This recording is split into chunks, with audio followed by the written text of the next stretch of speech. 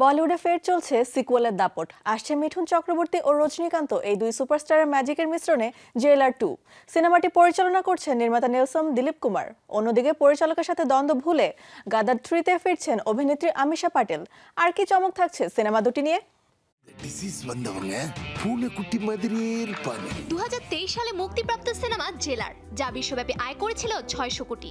এবার আসতে চলেছে এর সিকুয়েল জেলার 2, যেখানে দেখা মিলতে যাচ্ছে দুই মহাতারকা মিঠুন চক্রবর্তী ও রজনীকান্তের। সাথে থাকছে এই দুই সুপারস্টারের ম্যাজিকের মিশ্রণও। আর তা নিয়ে দর্শক আগ্রহ যেন তুঙ্গে। জানা গেছে এরই মধ্যে সিনেমার শুটিংয়ে যোগ দিয়েছেন মিঠুন চক্রবর্তী। চলতি মাসে যোগ দেবেন সুপারস্টার রজনীকান্ত। এই সিনেমায় গুরুত্বপূর্ণ ভূমিকায় দেখা যাবে মিঠুনকে। শুধু তাই নয়, ভারতীয় চলচ্চিত্র জগতে তৈরি করবে অন্য এক মাইলস্টোনও। সিনেমাটি পরিচালনা করছেন নির্মাতা নেলসন দিলীপ কুমার। এরই মধ্যে শুরু হয়েছে সিনেমার দৃশ্য ধারণের কাজ। এবার এই সিনেমার সিকুয়েলের শুটিং হচ্ছে চেন্নাই সহ ভারতের বিভিন্ন স্থানে।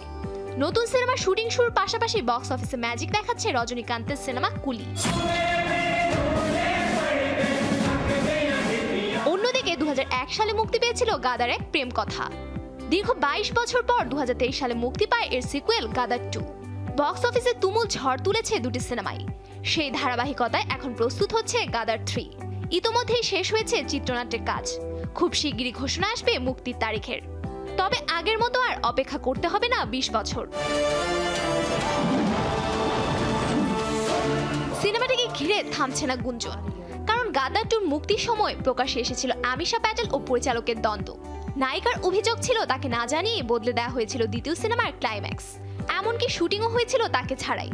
আমিশার প্রত্যাশা ছিল সানি দেওল অভিনীত সিনেমাতে তার চরিত্র হয়ে উঠবে আরো গুরুত্বপূর্ণ। শোনা যাচ্ছে যদি গাদার 3 এর গল্পে তারা ও সাকিনার প্রেম যথেষ্ট গুরুত্ব না পায়, তবে প্রজেক্ট থেকে নিজেকে সরিয়ে নিতে পারেন নায়িকা, কারণ এরা দুজনেই গাদার কাহিনীর অবিচ্ছেদ্য অংশ। তাই সিনেমা মুক্তির আগে আমিশার চরিত্র নিয়ে বিস্তারিত আলোচনা করতে চান নির্মাতা।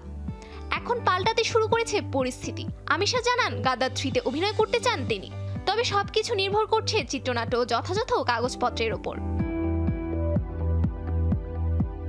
সফুর আফরিন, শোবিজ টুনাইট।